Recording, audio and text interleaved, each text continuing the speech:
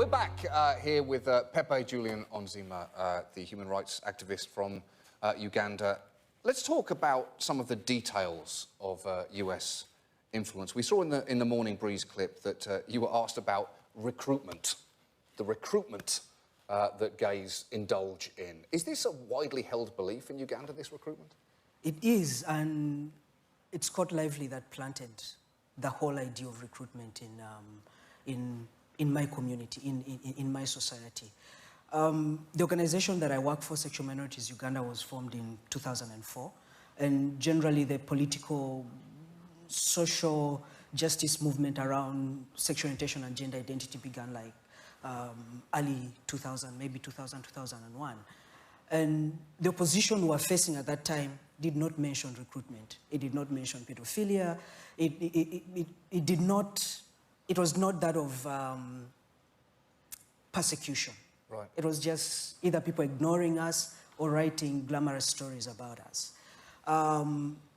We saw a shift in 2007 when we had sort of a coming out campaign. We had a 45 days media campaign where we were going to TV stations, doing interviews with print media and radio.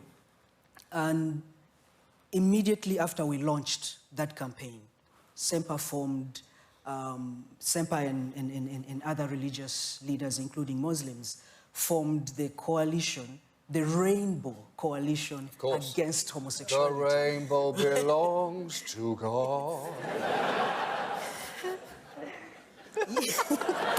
See? It's a catchy song. Hateful message, catchy song. Undeniably catchy tune. True. There's nothing more dangerous than a really catchy tune. Yes, that's the interesting thing. It wasn't just... in many ways, it kind of united extremist religious groups in Uganda, didn't it? Extremist Muslims, extremist Christians, they were all united around the very convenient scapegoat of LGBT members. Yes, they did. And 2009, so from that time, we kept on seeing this resistance to us. And there was this huge backlash. And people started leaving the country, people went underground. But we kept on working. There was no closure of offices or raiding of our meetings and so on. And we saw that shift in 2009, March. After that seminar, the seminar was supposed to last for a week. It lasted, I think, officially for 2 weeks. Unofficially, Scott Lively was in the country for more than 2 weeks, a month. It was like a hateful Hanukkah. It was supposed to last 1 week. Yes. Lasted for 2. And during this time, he came with that doctrine that if you continue allowing activism, advocacy around sexual orientation and gender identity, you will have no generation, because homosexuals are here to recruit your children. Right. This is also coming from the top down in Uganda, because President Museveni has argued that the West has cultivated homosexuality. He called it social imperialism. Do people in Uganda genuinely believe that we in the West invented homosexuality and franchised it like a Happy Meal? Yes. They really do? They really do.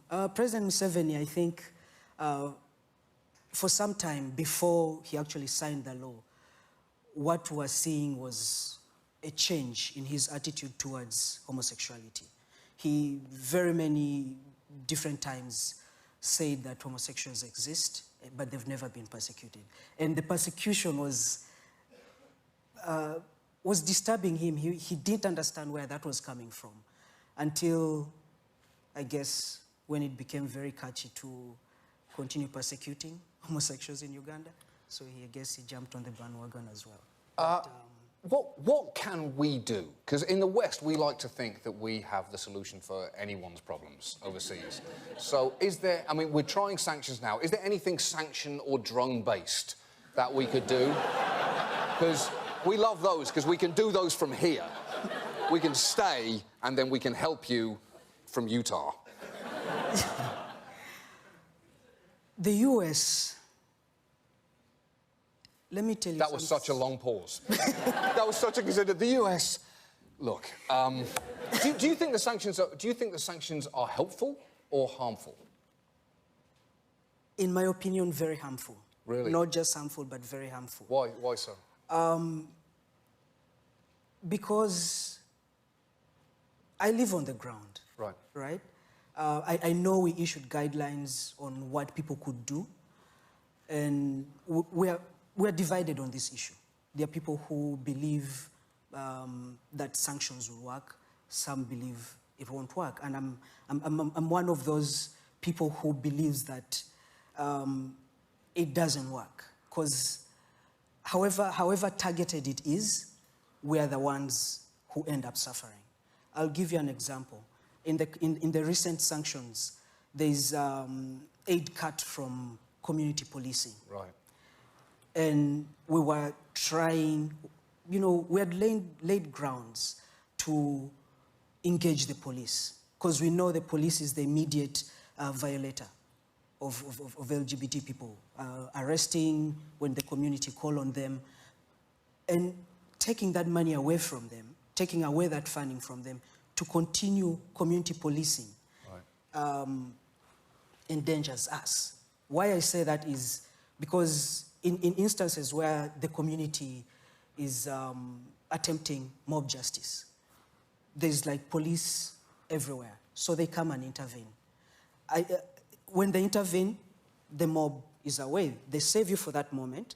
Of course, they will take you in custody and treat you as a homosexual. But that initial reaction is very important.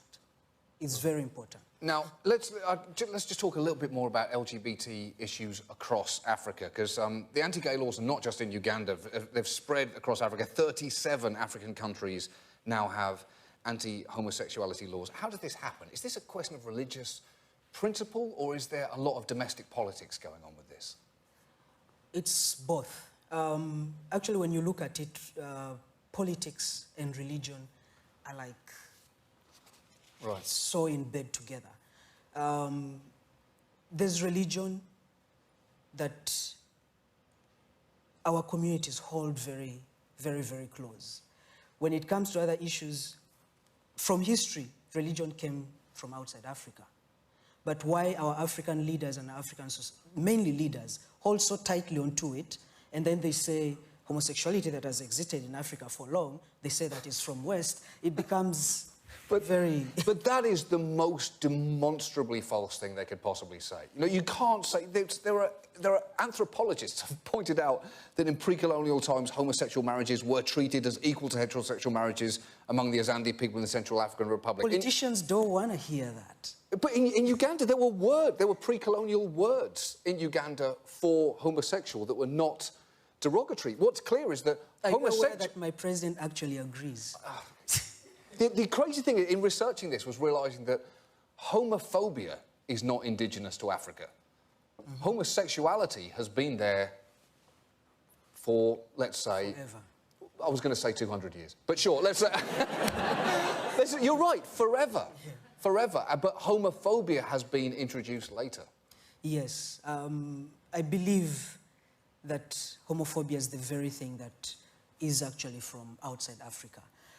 The Bible came and different things happened. Whatever kept us together, something had to be used to divide us. So that there's this whole mess within the Ugandan or African settings, so that there's submission that is enforced in people, right? However much homophobia came from the West or came from Britain, I think we have to move beyond blaming people. Right. Yeah? We've been educated over the years. We are learning more about our history, and we know the truth. Yeah?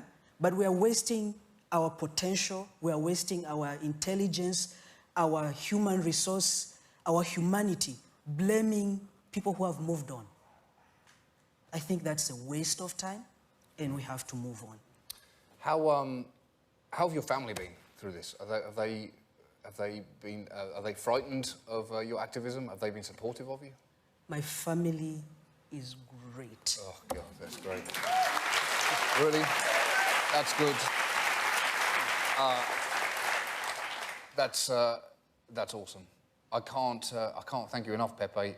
I've been in researching this story this week. It's been because there are really happy things happening here regarding equality, and there has been a sad experience learning about our role in this.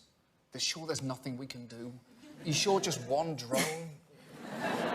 No drone. Just one drone, Pepe. No, thank you. Well, you've not tried it. You can't say that. You've not tried it yet. It might help, you don't know. We'll get one drone. We're agreed. One drone, we'll try it. We'll just try it for the sake of it, Pepe. Thank you so much for being with us. Pepe Julian Onziema, ladies and gentlemen. Thank you so much, Pepe. I can't thank you enough. That was awesome. Was that okay? Is that anything?